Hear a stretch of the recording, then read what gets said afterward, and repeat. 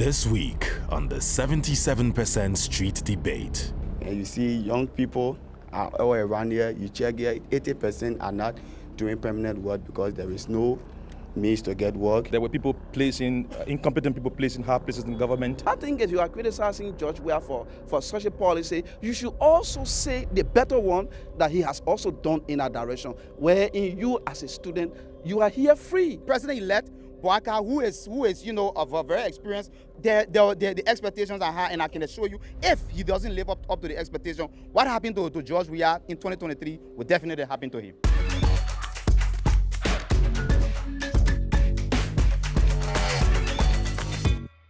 Hello and welcome back to another episode of the 77% Street Debate. We are at the University of Liberia and in the country's capital. Now, 6 years ago, President George Weah came into office with the promise of a youthful and dynamic leadership. One term later, the former footballer was given the red card by the voters here, and in his place, a new president is now going to take over. And so the question today is, was that promise of youth leadership false? Who else to answer this question for me than some Liberians? And I want to start with Ebenezer to just give us an overview of how you would rate George Weah's term in office, first of all? The government came to power on the shoulders of the young people. There were 4 pillars. The first pillar, power to the people. The second pillar is job creation, the economy. The third, sustaining the peace. And the fourth pillar has to do with transparency and accountability. If we go back to the second pillar about job creation today, little or nothing. There were incompetent people placing high places in government. The streets are dirty. The cities have been abandoned. There hasn't been resources for education, and little more, has been done to eradicate, to reduce poverty, especially among young university graduates. All right. Let me actually ask the university students, most of whom are here today, if you believe that the country is now better off after George Weah's presidency, please lift your hand. If you think the country is better off today after George Weah's presidency, please lift your hand. Absolutely no one believes that. I mean, Musu, that must not be easy for you to hear. Where did it all go wrong? I know that George Weah, as a young man, because looking at his age, I classify him as a young man, he did something very tangible that I will speak of. Looking at, young ministers, especially we had several of the guys who he appointed as deputy ministers, like Avin Wisse and the other guys as deputy. And then we also look at the employment rate, right? The salary harmonization. Most of the old folks think that it was a bad thing for George Weah to cut off the salary, but I would say no, because the salary harmonization also brought more young people to the employment world. Yes, people who weren't doing anything. When they cut off those old folks' salary, they brought those people on board, and then they were all working. Yeah. Okay. So let me speak to Tiba here for a second, because when I spoke to you earlier in preparation for this debate, you sounded really angry. You're currently unemployed. Would you ever vote for a young leader again? Well, the expectation of voting for a young leader coming to power, they came to power with very great ideas, telling Liberian people that in the next couple of years, 75% or 80% of the youth will be employed. So Liberians voted George Weah overwhelmingly. At the end of the day, it was unfortunate that the number of people he talked about employing, we didn't reach that number. So definitely voting another young leader will find it difficult in the particular scenario. Okay, so I want to hear some practical examples of where you think the government could have done better. Ebenezer, earlier you outlined what the promises were. How did they not fail? How did they not work? Faith, let's hear from you. So I think the promises that were made by this ongoing government, where they did went wrong as was the fact of implementing some of the promises they did. So we had a lot of promises that were made by the government in terms of free tuition at the University of Liberia and other public universities in Liberia. And that of the WAS fees, where we're paying WAS children from 12th grade school WAS fee to go and sit free of charge. So you see, sometimes you make good decisions, but then if you don't have a strong implementation teams, it becomes a problem. So I think that was the problem, the implementation, the people who were surrounding, people who were in the right control of the implementation process fail us. Okay, I've heard that said a lot actually, that the former president or the outgoing president might have surrounded himself with people who weren't necessarily up to the task. But as citizens of this country, you have systems in which you can hold your government accountable. Why didn't you, Prince? Well, first of all, let me just express that the issue of unemployment was visible because we all know developed countries, the issue of job creation is basically driven by the private sector. But you get to understand in the 6 years of the George Weah administration, take for example, there was no concession signed because we all know that it is the private sector that drives the economy that leads to job creation. So there were many young people who were not able to get job.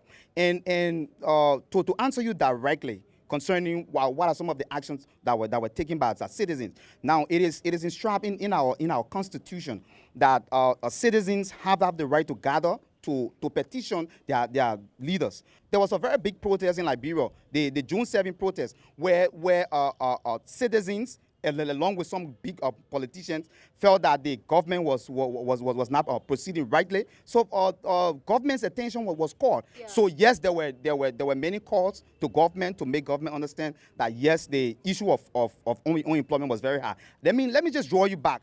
No, I'll come back to you because I need to give other people a chance to speak. And I want to get to Raymond here on this corner because we've talked about job creation. And as an entrepreneur, you're doing your part, right?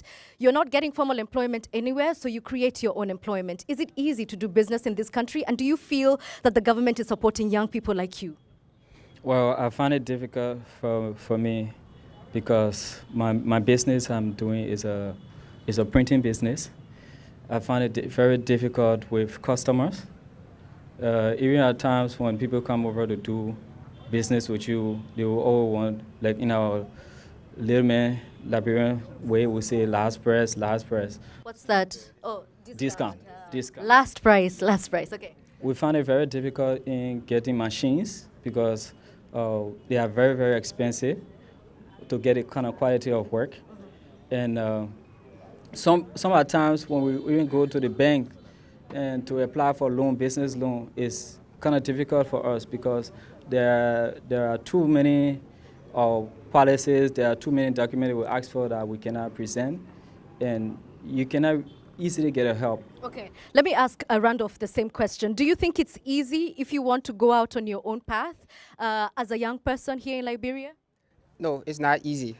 I run an organization called Consumer Health and Sanitation. We are into health awareness and other things. But one of the main things that have been so frustrating to us is this present government have not placed trust in the young people when it comes to entrepreneurship or Liberia small businesses, and forgetting about these small businesses that have been run by local, by the common Liberian people. So one of the ways we can tackle this thing is by putting trust in young people, one, building trust in the entrepreneurs that are already in the country, like Raymond have already said. And these are things that if these trusts have been built, you know that there will be more people coming into the system and people can create jobs, excluding from what the government can be able to give. Okay, so before we continue, I want to hear from the young people in the audience, some of the challenges that you're experiencing as young citizens of this country because of quote-unquote poor leadership. Any takers? So the young people are not pay attention to. Like when this government, the George Weah-led government came, I was excited because he was a young man and we had high expectations, we had high hope that he was going to bring change to the young people. That which he promised us. But we fear that he failed us. And you see young people are all around here. You check here, 80% are not doing permanent work because there is no means to get work. The free policy, tuition policy is good, but I need transportation to come to the free school. So that I don't have transportation. So the policy is there, but there is no money to come to school. At times we have to sit down to buy pamphlets because we are not working, and I have to buy pamphlets to come to school. I have to pay my house rent to come to school, to maintain myself to come to school. It gave a good policy, but there was no implementation. All right. Thank you for that. Any more comments on this side? Oh, good. First of all, what I want to say is that George Weah government failed because of the people that he elected. Most of them couldn't fulfill some of their they couldn't do what they were supposed to do. All right. And when I supported George Weah 2017, I was very sure that George Weah could do more. But you know, when government comes into power, the expectation of the people can be high, right? Even right now, the government that is coming into power is saying to us we should manage our expectation. So what I want to say is that, yes, George Weah have failed in so many places too, if I may say that. But trust me, George Weah have also done something that we all hear one way or the other, especially the university student of the Republic of Liberia. LU have benefited immensely. I think if you are criticizing George Weah for such a policy, you should also say the better one that he has also done in that direction, wherein you as a student, you are here free. The only thing you are doing, register and come to school. That's what is happening. Why would you say the man should give you free tuition and school, then the man go to your house and pay your way or whatsoever? You as a young man, you can also struggle. You are a Liberian. You can also struggle to find something to do to get to school. Oh, I like that. He's talking about personal responsibility. You've been wanting to talk to me for a second. One of the problems I have with George Weah government, one is education system. Before we have our good education system, education was going well with us. Even at high school, students were passing the end of the year. But right now, because of the free tuition, other things, even government school, other students are dropping, they are not learning well. Some teachers, if we get in class, they always ask us to buy markers so they can teach us on board. So let me just come back to the front here. No, I was just wanted to, speak to what that lady was saying. She said high school students nowadays, they are failing. So who's responsible? Who's responsible for a child to fail? We have the PTA, I'm a classroom teacher, right, on our MCSS. We have the PTA, Parents Teacher Association. So if you send your child to school as a parent, you should also do a follow-up on your child when she or he comes home from school. Yeah, so you don't put that on President Weah here saying that, okay, he's responsible for that. He created a platform or an opportunity for young people to be educated. What led to George Weah losing this election was the people around him, his ministers. They didn't do well in their various communities. But for George Weah, he did extra well, and I will applaud him. There's a few things that have been said which I just want to bring us back to, right? The fact that perhaps the expectations of young people were way too much, that there was absolutely no way George Weah was going to ever meet those expectations. If young people are really what you're saying they are, why then did more than half of the country elect a 78-year-old man if young people can be trusted? Prince, let me hear from you. Job creation was a serious problem, and I think it is because of that George Weah was elected out, and then Mr. Boakai, who is a very President Boakai, President-elect Boakai, who is of a very experienced a statesman. The expectations are high, and I can assure you, if he doesn't live up to the expectation, what happened to George Weah in 2023 will definitely happen to him. Okay, let me hear from this gentleman. He's really been trying to get my attention. There were so many reasons why George Weah government failed, and one of the major reasons was the failed in systematic governance. When George Weah took over in 2018, he dismissed all appointed officials without proper turnover note to the people that are coming to replace them. So that was a mistake. And he was bringing people that had no experience. And then he dismissed those that were supposed to succeed. So we've spoken about some theories. I see your hands and we'll come to you in a short while. I really love your enthusiasm. But I have to ask a question. You know, we're talking about the theories as to why the government might have failed. Mary, I want to hear what the consequences of this are. We've touched on this earlier with Ebenezer, talking about the crime rate going up. What else has happened as a result of that? That's 6 years of things not working. Yeah, so 6 years of things not working. If you read the principle of democracy, we have 10 major ones, which having to do with accountability, transparency, the rule of law, giving people the safety to protest and all of that. We saw the sporadic appointment of young people into government, but unfortunately, a lot of them did not perform according to the Liberian people's expectation because they did not have the required knowledge as well as skills to perform in those capacities. Okay, so Ebenezer, I have to ask, I mean, this country has an anti-corruption agency, it has a public management fund program. Why not use those bodies in place to rectify what is going wrong? Those institutions like the LACC, Liberia Anti-Corruption Commission, the the FIU, they had a couple of them here. It was the lack of a political will. They conducted audits, the General Auditing Commission, all the other integrity institutions. Implementation became a problem. The president had his inner circles involved in to those acts of corruption, so it was difficult to pursue any prosecution, and bulk of those cases of corruption are left unsolved. Okay. So, Faith, I just want to come back to the point that's been made by Musu. Do you think that young people then gave too much power, too much hope, too much of everything onto this one person? Was that fair? So there are too many expectations that was put on this government that didn't provide no platform to us. Truth be told, there were debates that were organized by people proud to President Weah election government. He didn't attend debates. There was nothing the government could tell us that he was going to do. But when he took office, we saw a lot of young people being employed. Truth be told, a lot of young people. They were even ministers, deputy ministers. I'm talking about at the ministerial level. So we had a lot of young people being appointed in this position, and they were to work in their various communities. They were to even sit on the mat that they met at these various ministrates and be able to prop themselves up. But unfortunately, these young people also fail us. They actually fail us because let's say you are given an opportunity as a young person to serve as a deputy minister for agriculture. Even if you don't have the experience and you have 6 years, make use of we have internet that we can make sufficient research to be able to make impact in our country, but they didn't do it. All right. So, Ebenezer, let me come back to you. Does this mean then, again, the question I keep asking, Faith has articulated it very well, that even the young people in his government really failed you.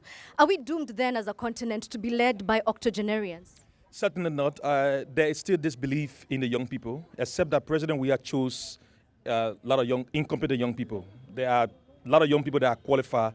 There was no proper vetting process. He took people to technical areas that they had no knowledge. Like they said, there was no turnover note. People just ran the ministries, ran people out, turned the entire country over to human resource officers in these various ministries and agencies. So they brought him to take responsibilities on the president. It's not on his appointees. In 6 years, he didn't reshuffle the cabinet. People left in positions of trust, unaccounted for. There were cases of corruption. There were no actions taken. So we cannot blame the people. We elected the president.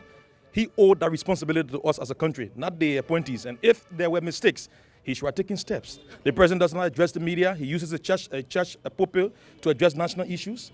Those were weaknesses in the regime. And so to speak, we must admit to those. So we've spoken about a lot of problems today, right? And I want you to tell me if I'm correct as to how I understood you. That some of the biggest problems in this country today are corruption, yes? Nepotism. There's a problem with poverty as well.